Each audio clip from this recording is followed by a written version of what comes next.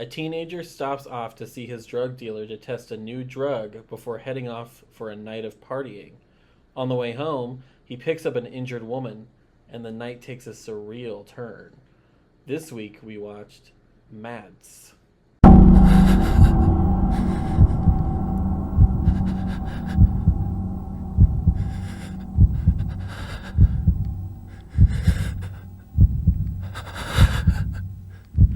Hello?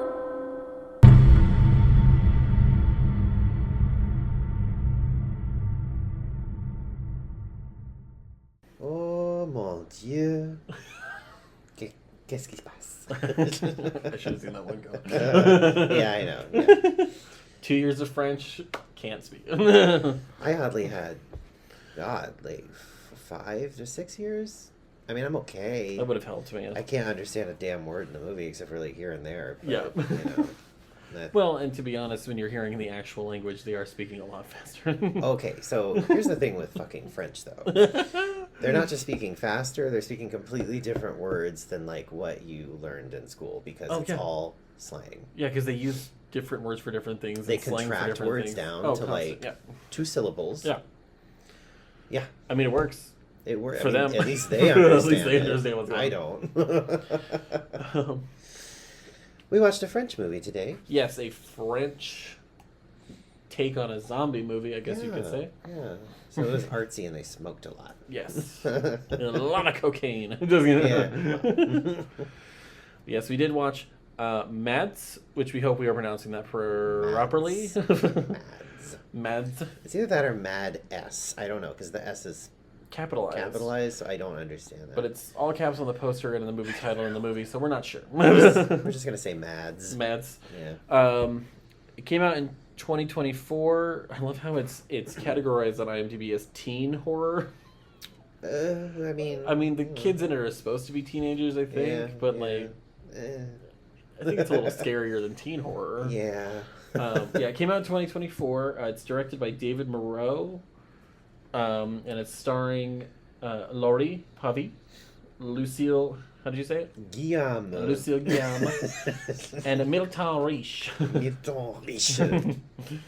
If we slip into a stereotypical French accent at any time during this, we do apologize to those French listeners of our podcast, if there are any out there. I do not apologize. I shall not apologize. Désolé. Je suis pas désolé. Je suis pas désolé. The only French I know. Yes, so this is... It is French. It is one of those one continuous shot movies. Not to be confused with found footage, because this is not a found footage movie. It is a one continuous shot. Which is insane. Yeah, according to IMDb. So normally when they make a one continuous shot film, when they say that, usually you will see moments in the movie where they obviously went to like a dark place and then it obviously had a cut. Yeah. And it's like, we actually cut every 10 minutes and just stitched it together to make it a thing. This one, according to IMDb, apparently was one continuous shot, no breaks, no stitches in between. How? I don't know. And it also says that the director said that the movie itself is actually the 5th shot, which means they did this 5 times all the way through without stopping. Jesus Christ. Which is insane. But I could see where some of the acting, when it gets crazy, that they probably got way more into the characters doing it 5 times. Yeah. And probably let loose a little more on the 5th time. See, that's true. Doing something like this. And some of them do really let loose, and it actually is pretty good. So that girl had to run behind a Vespa. Oh my god. 5 times. Yeah. Okay, but also imagine being like the camera people that have to like switch between whatever they're doing, getting on something to move faster, getting them to just walk, like walking through a party of kids trying to move the camera around as they're like that's crazy. Yeah. That's insane, especially with all the blood effects and everything. That means you have to reset everything to go back to do it another time. That's crazy. 5 times. Yeah. I mean, the movie is... I don't know, how long do you think it was? Like an hour and a half? Like an hour, like a normal movie. Like a normal movie. I think it was like an hour and a half, yeah. But still, that's... Oh, what? It was exactly an hour. Oh, an hour and a half. Yeah. Okay. Literally right there. That's insane. Yeah. to do that 5 times. I mean, cool that they didn't want to take any breaks and they just went for it. Yeah. And it obviously is more of an independent movie, being on Shudder and everything, as an original. Yes, it is a Shudder original. So if you're looking for a place to watch it, I think it's also on Amazon, but it is a Shudder original. That's just crazy to me. I love that people, they kind of tack that on movies. But it's interesting because, like, Shudder doesn't necessarily have to have anything to do with it. They just picked it up. Yeah. Yeah. It's not like... It's like it's a Shudder So original. it's one of those, like, Shudder could have helped make it, but that doesn't mean they did help make it. Yeah. They could have just... I mean, because really, well, it's like having a distributor. Like, maybe Universal didn't help with the production, but they're helping to distribute the movie. Yeah. So Shudder maybe didn't help make it, but they're helping to put on a platform, which is still good. No, yeah. It's still good to have a place to do that. I will say this forever about A24, Neon, and Shudder. It is good to have these studios that believe in filmmakers actually making movies they want to, whether they're going to flop or be good or not. They just like to take chances on it. Yeah. And I think that's what should be happening in film, because it is an art form. It's not a business. Hot take. What? To all those big studios out there. Let your directors do shit. Yeah. And sometimes, actually, a lot of the time, arguably, you get some good shit out of it. Yeah. At least, if not the whole thing is good, some really inspiring or good pieces of something. Yeah. That can be used for something else. You never know. I thought this was altogether pretty good. Yeah. Yeah. This one, very well made. Yeah. We start with teenager. Roman. Roman. Roman. Roman. And he is, doing some drugs like teenagers do. His name again is Milton Riche. Milton Riche. Yeah, he's doing drugs, doing what looks like cocaine. Yeah, it was red, though. It was not actually cocaine. Yeah, no. And then getting in his, sports car, driving around. I think they call it. I think it was a Mustang. Yeah. Like convertible Mustang. Acting like a. But it was like a cool convertible Mustang. Yeah. Because it looked like an older one. Well, he's like a rich white kid. Yeah. Well, I mean, Yeah. France. And as I wrote down, like, the French people are the whitest of white people. I think. Yeah. It's true. At least the white French people are the whitest of white people. Yeah. They are. Even over England. Yeah. Just douchebags. At least the Parisians. Yeah. So yeah, he's taking this what looks like a new drug. I compared it in my head to 28 Days Later, and the reason was because they're testing out that weird medication or drug in the beginning of the movie on monkeys. Okay. And it's called Rage.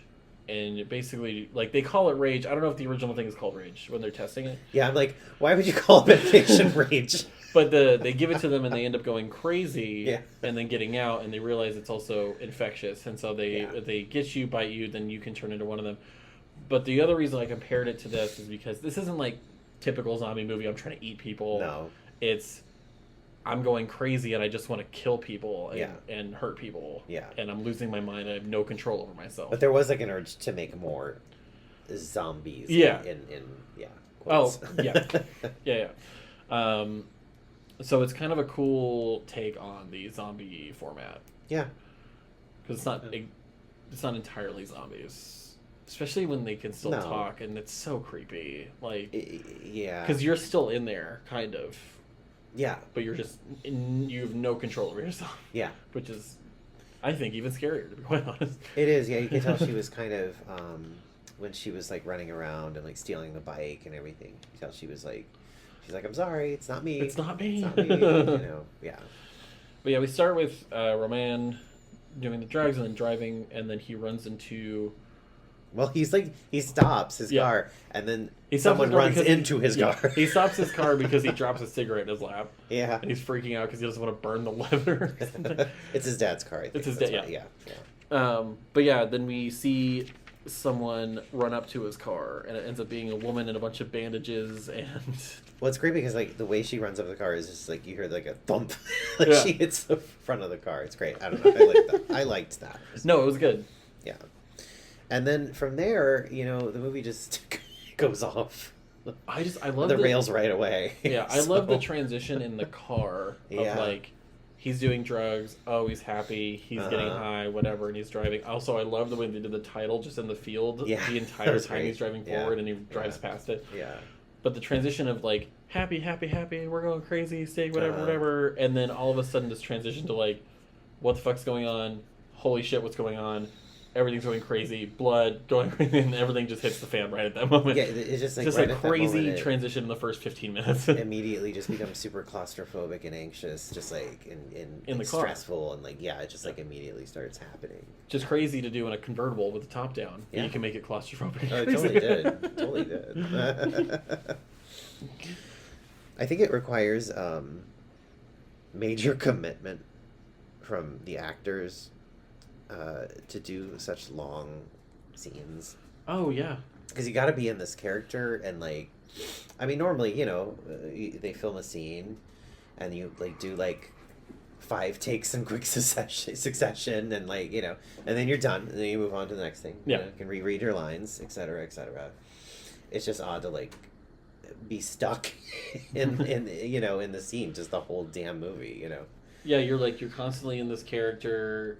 And that's the other thing I put here is normally in horror movies, whenever you're going through stuff, even in the movie itself, like not just like behind the scenes where you cut and you whatever. Yeah.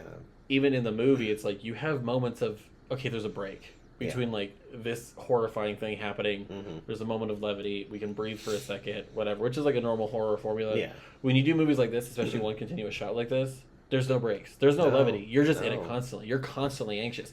This is happening right now. And I think it makes it more like realistic in the sense of like, that's what would be happening if it was happening to you. Yeah. It's not like it just stops and gives you a moment. Like it's going to keep happening. Like, yeah, exactly. So I do like that about this, because it is kind of like in a horror movie when you can build anticipation and suspense, but this one is just like, you're going to get stuck in this feeling of anxiety the entire time. Yeah. It's just an artsy anxiety. Very odd house kind of anxiety. Yeah. I will say, like, the thing that made me... The horror for me was the house party, because it was just... There's too many people. So anxiety-producing. There was too many people. It was too loud. There was too much going on. I do like the transition, though, with him... When you go to the house party and you start seeing him, like, his bones start, like, he starts, like, moving, twitching. Yeah. Bone crack. Because, like, normally it's like, okay, that could just be a side effect of cocaine, if it was, like, doing cocaine. Yeah. And it's, like, bones cracking, whatever. And then eventually it leads to glowing eyes, which is usually not a side effect of cocaine. Usually. And you can tell heightened aggression. Yeah. Especially when he's like all over that one girl. It's like heightened aggression. Yeah. I will say, for any epileptics listening to this, please be aware of this party scene and how many flashing lights there are, because it almost gave me a seizure, and I don't have epilepsy. I was like, this movie's great for epileptics. And it's like, I know they did that on purpose because it's like him being attracted to it, so it's like making you feel kind of what he's feeling, but oh my god, do your eyes freak out during that a little bit. Yeah, that was a little much. It really was. That was a little much with the strobe light. It was so much strobe light. I mean, it's cool. It was a cool scene. And I think I mentioned that I like the effect of flashing lights like that, because it makes everything look robotic and jolty for a second, because it's like rapid fire pictures. Well, yeah, that, and you can have things happen very quickly. Yeah. If it's a traditional horror movie that wasn't one long shot, you could edit in, like, do cool things with it. Yeah. I mean, this was still cool, but if you are prone to not liking flashing lights, please be careful with this movie. Pretty much. Fast forward through this part if you need to. Yeah, if you're like claustrophobic / agoraphobic too, kind of hard to watch that. Yeah. The party scene was really bothering me, honestly. It really bothered me. It reminded me of we'll never watch this ever on this podcast, because I walked out of the theater. It was too much. Mother.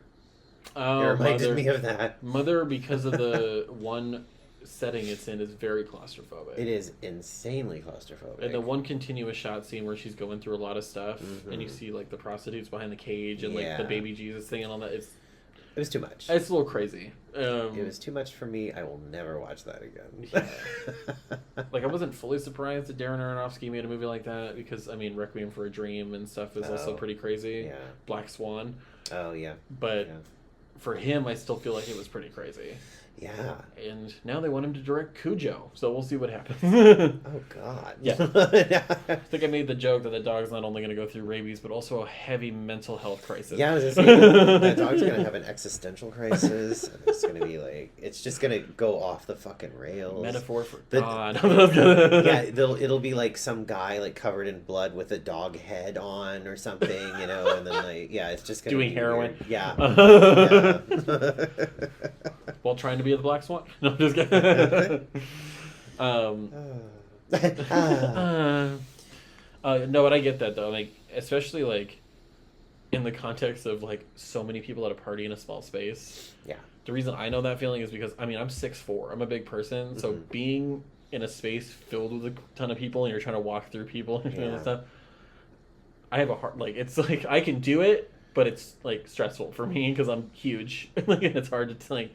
At least you're above their heads. That's very true. That's the only saving grace on that is at least I can see where I'm going. Yeah. Because I'm taller than most people. But it'd be like going out to a bar and have it be like a busy night. Yeah. And you're trying to go through a bunch of like drunk people and stuff, and it's just like you're getting bumped into every 5 seconds. Yeah. So I feel that. Like with loud music going on at the same time. Like I feel that. So like I could only imagine, even if this wasn't some special drug, you're on cocaine, you're in flashing lights, you're surrounded by a bunch of people, you're getting bumped and shit. It's like that's overstimulating. For me. Yeah. Other people might have a good time with Yeah. it, but yeah, not me.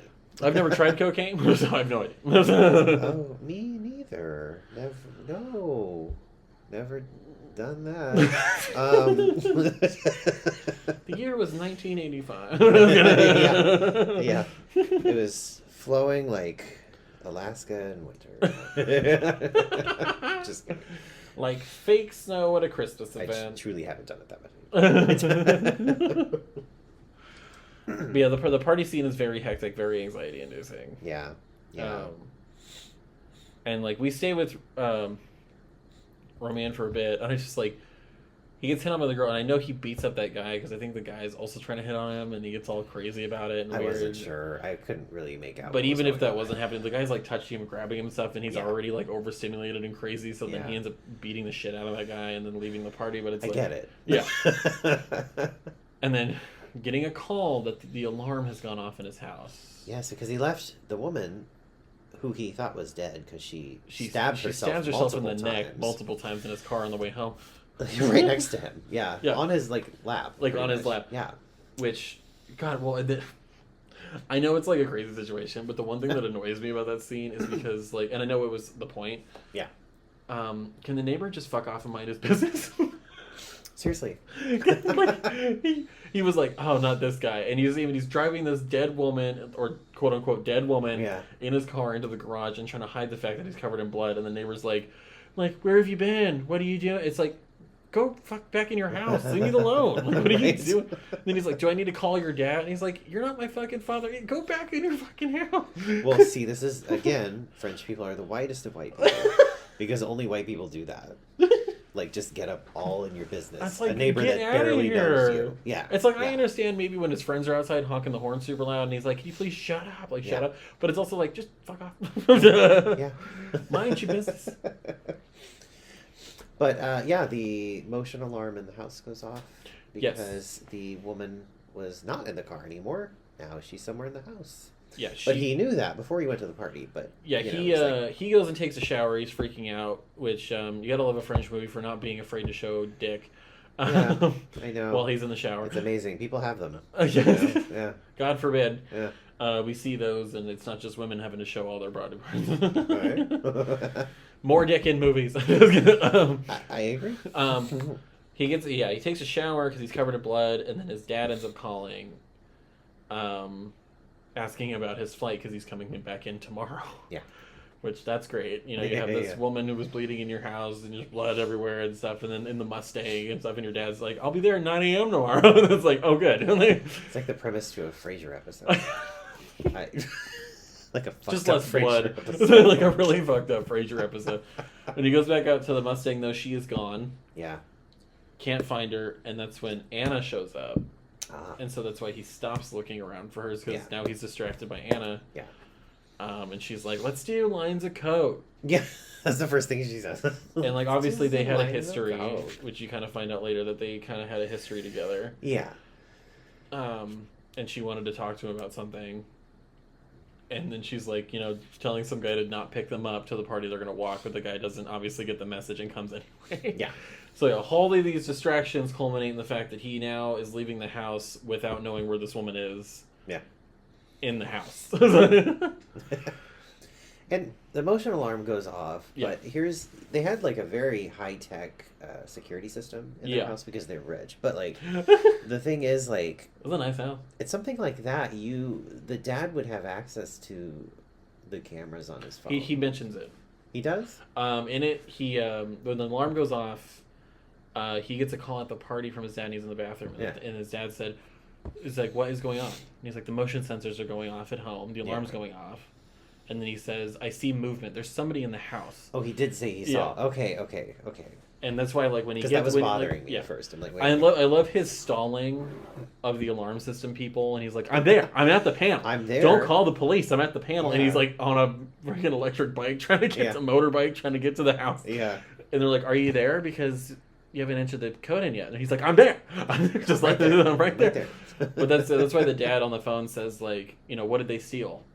Whenever he deactivates the alarm. Yeah. Because he knows there's somebody in the house. But that's when he doesn't hear his dad anymore. His dad just starts laughing creepily and uncontrollably. Yeah. And you kind of get the feeling that, like, okay, this kid's hallucinating or having a really bad trip. Yeah. Like, Yeah. Which, like, I feel like that's a good theme for the movie in the sense of most of the movie they just think, like, no, like, we did cocaine, we're just having a bad trip. Yeah. Wasn't cocaine though, but it's like Yeah. it's like we did this drug, we're having a bad trip. Yeah. This can't be real. And it's like, well, I mean, maybe it wasn't too. I mean, God, you know how crazy that would be. yeah, I was gonna say, when it comes down to it, you don't really find out whether it is, because it just seems rather opportunistic that, like, the guys in the uniforms show up, in the hazmat suits and stuff like that. It just seems very much like the whole thing didn't actually happen. Yeah, it kind of makes you question whether it did or not. Because the whole house too, like, how did they? The Well, she had a people- tracker on her, if you remember. No, but then they go to the other girl's apartment way later. The people are there in the suits, and they have all the plastic on the walls and stuff. And I'm like, how did they know she was coming? I there? think How did the plastic on the walls there, I think, is because they were remodeling. Because there was scaffolding and stuff everywhere when she's up there. So I think that's like them remodeling the upper apartment. Well, doesn't that wrap that up into a neat little package? Just a Never mind. bookend. I love a bookend. Never mind. If anybody's seen the studio, I love a bookend. Yeah, so them being at the apartment, I think they were already there because as everything's happening, you see throughout the city gunfire going off and things happening behind them and whatever from whatever they're doing. Yeah. So you know that, like, other things are happening in the city that people are going crazy. Yeah. Yeah, they find his house because the original woman, and she has a knife in the bathtub with her whenever he gets back home, is cutting a tracker out of her body. Yeah. Which I think was originally what she was doing in the car when she was stabbing herself, was probably trying to hit the tracker in her body. Yeah. And this drug makes you unnaturally strong to shit, as we see with Anna whenever she gets shot 5 times and has no reaction to it. So it's like, she obviously didn't feel any of that shit. Yeah. Like, which, I watched it, the first time I watched it, I was like, that's fucking crazy. I was like, whoa. Yeah, I like what they do in the house, because then you find out that they're attracted to light, because you hear them say it. Yeah. And then how they get her to come out is they have that bright light that they flash and go off. Yeah. Flash and go off, and then she comes into the hallway, and then every time it goes off, she stops. Yeah. And then it goes off again, and she moves, and then she stops. And then they grab her whenever they get her to come out. Yeah. And I thought that was a cool way to do that. Plus the music with the bass as it was happening, really cool. Yeah. And I put with him, now I think out of the 3 of them, because it really follows the 3 kids. Yeah. Romaine, Anna, and Julia. Mm. And I think out of the 3 of them, Anna, the girl who plays Anna, did the most. Yeah, for sure. In this movie, especially, it's that thing, that free acting. Whenever they did it in Possession and they did it in the first Omen, where it's like, just completely lose yourself in whatever's happening. Yeah. You're going crazy. Yeah. Just let yourself go crazy. Yeah. And I feel like out of the three of them, they all did a good job, but I think out of the three of them, she did it the best. Oh yeah, for sure. And she had to do it the longest. She got the best scenes though too. She did get the best scenes. Yeah. She was really good. Yeah. I thought she was amazing. Yeah. Lori Pavi. I thought she was really good.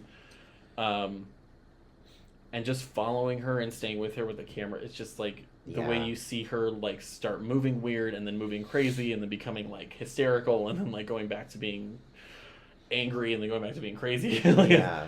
I just feel like she did such a good job with that. She really did. And you could see like that pained sort of thing where she's not in control of herself too. No, and it wasn't she even just her. It and like it wasn't even just her saying it. Like you can see it, her realize like she's not in control of herself and what she's doing. And then the best scene obviously is when she's chasing after the girl on the little Vespa kind of like motor like I don't know what it was. Well, it's like so at this motorbike.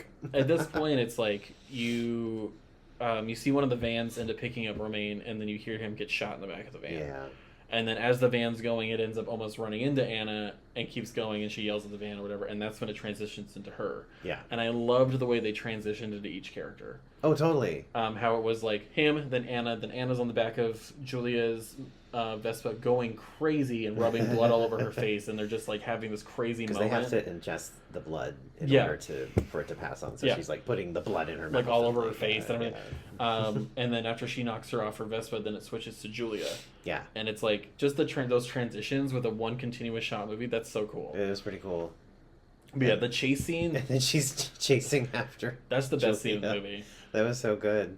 Because you just see like the Vespa driving, and then like all of a sudden, like in the background, she stops and she's like on the phone with her mom. Yeah, but like, she continues driving, and then like you just see in the background little like oh, she's behind her. She's and, like chasing running, her.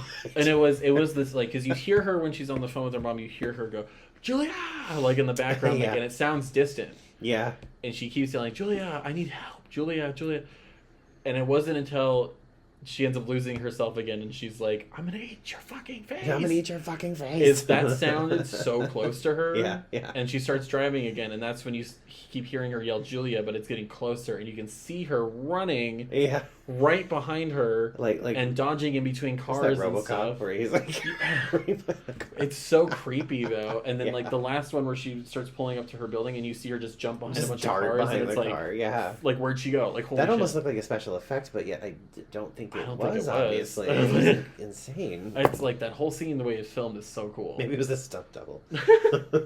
I mean, it could have been. You never know. But because like there is a moment where you don't see her. Yeah. And then they have her running. So I mean, it could have. I mean, they have her at a focus at the distance.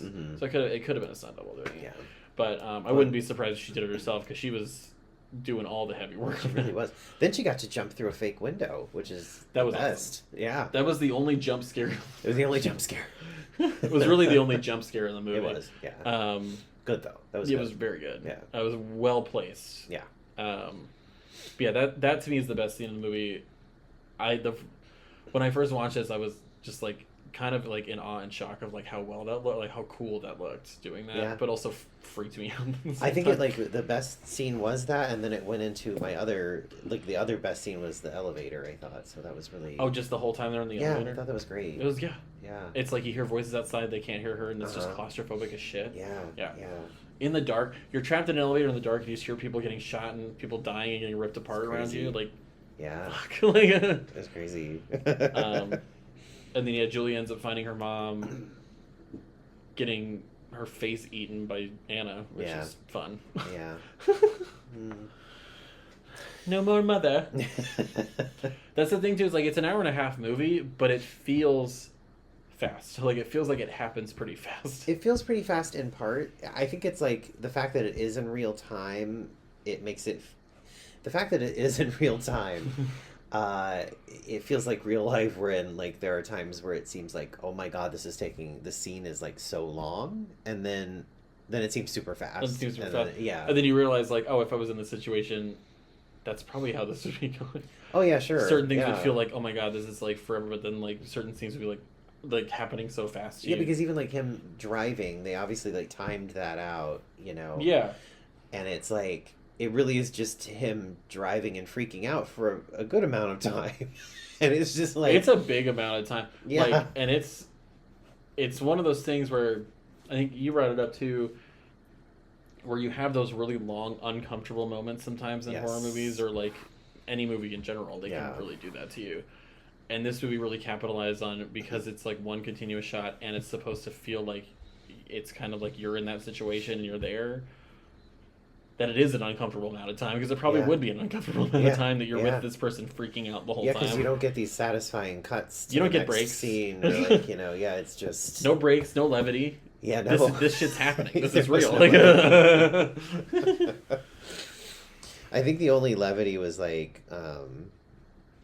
I think like at certain points, each one of them kind of went a little over the top with their character going crazy, so it was kind of like like there's a tiny little like well, and you can tell even with Anna whenever she's like doing certain things that they kind of like, because even Romain sounded the same when he was doing it, that they added in those like growling sounds later probably but the normal stuff like the bones cracking and like all that stuff like that worked. And then just her when she's talking and just like going crazy, and her eyes keep going over to the light and stuff. Like, it's just cool the way they did. And I love the slow reveal of the government stuff. Because it obviously is a trope in any zombie movie. The government's involved in some fucking way, or in a cover up or whatever. Where the first things you hear whenever he gets in the car and starts going to the party is you hear helicopter sounds, but you don't see any helicopters. You just keep hearing helicopter sounds. Yeah, that's true. And they keep looking up at the light. The light's like being weird, but you just hear helicopter sounds going off. And then that transitions into like him seeing them at the house. And the vans. And then when she's on the bike riding towards Julia, you see guns going off in different apartment buildings and in different things. It's like this transition of government intervention that's happening, and how that gets revealed is cool instead of just like immediately like we're on the scene. And then Julia eventually has a like the savior who's like in a hazmat uniform is like, I'm gonna save you, and ends up getting bitten. And then... They do that little transition of like, not transition, reveal of like, it's not a man though, it's a woman. That was funny actually. Because she calls her sir like a bunch of times because they have like obviously a voice modulator in their helmets. And she takes it off and it's just woman. I am woman. International Women's Day. I am no man. I do like that. It was the only like soldier that was willing to be like, "Are you okay?" Yeah. Because the rest of them shot on sight. Everybody else shot on sight. And she was like, Julia was like hiding the fact that she had been exposed to it, and it was just funny because like after the government official or whatever gets infected, and then like, I'm gonna shoot myself in the head, and then they do it, and then classic timeless but it's just so funny because then she had to turn, she like asked her to turn away while she kills herself, and then she turns back laughing, which I just think is great because it was like it was like premeditated. Like she was like, I'm gonna fool this person.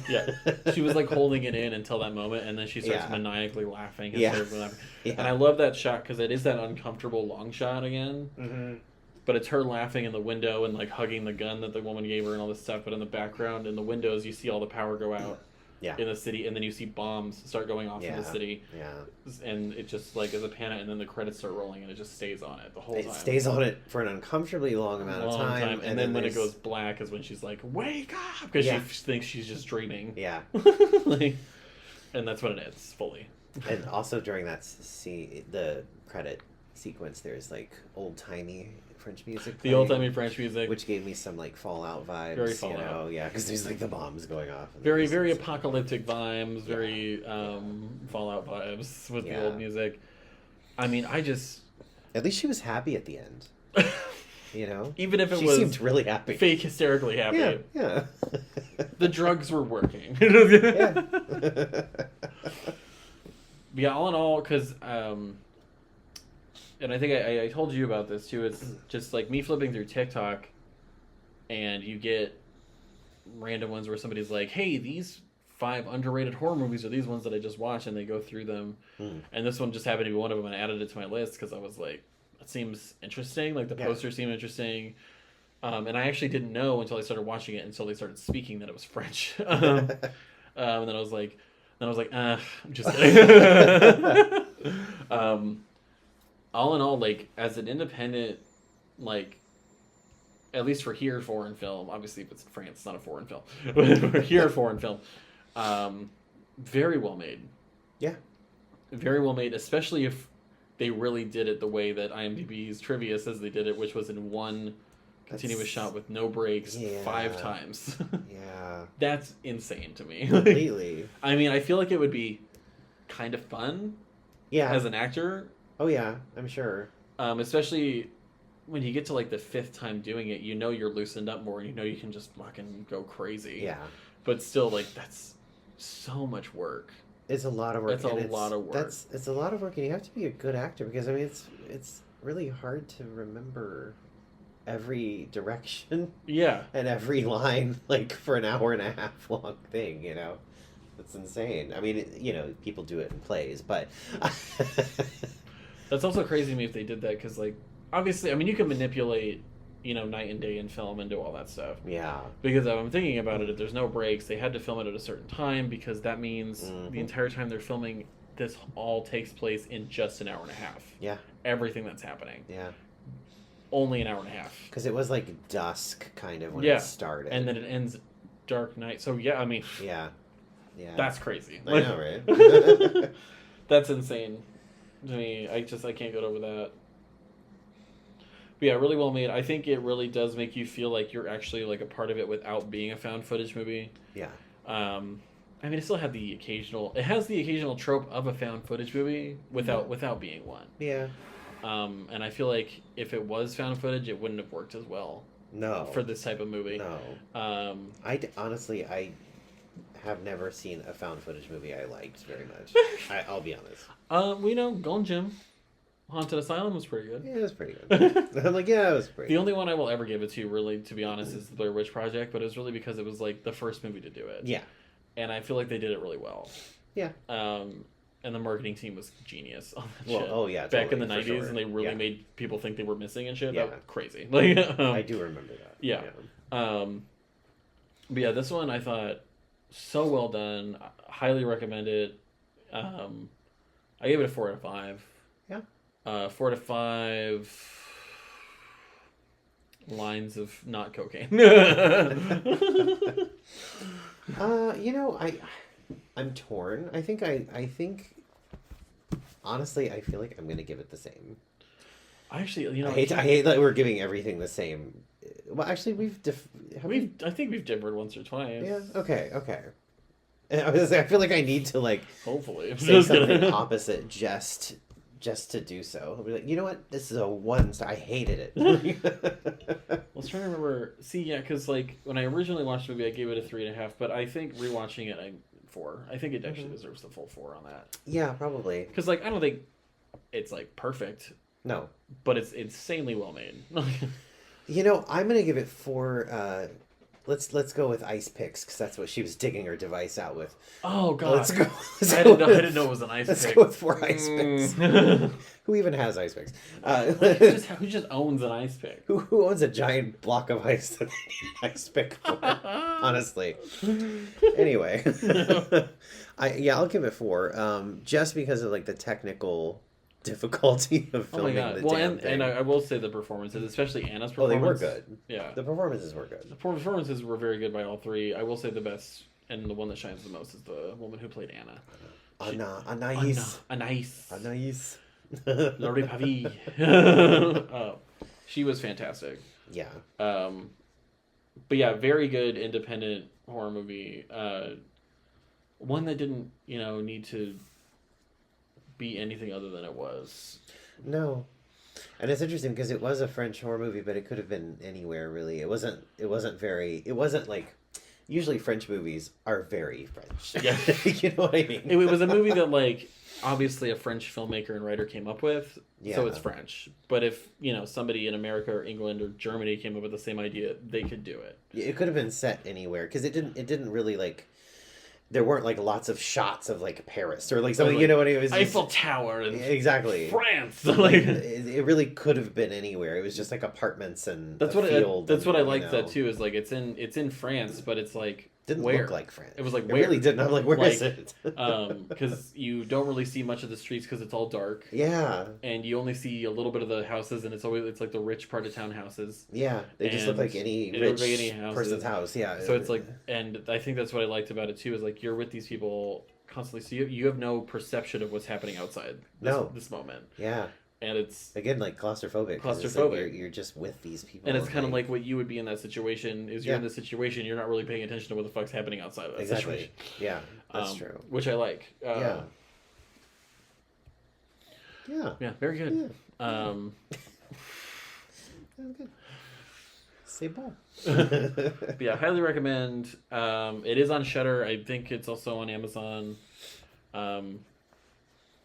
It is a Shudder original, and I will forever support people like Shudder who support filmmakers and what they just want to do with stuff. Yes. Instead of locking people in boxes.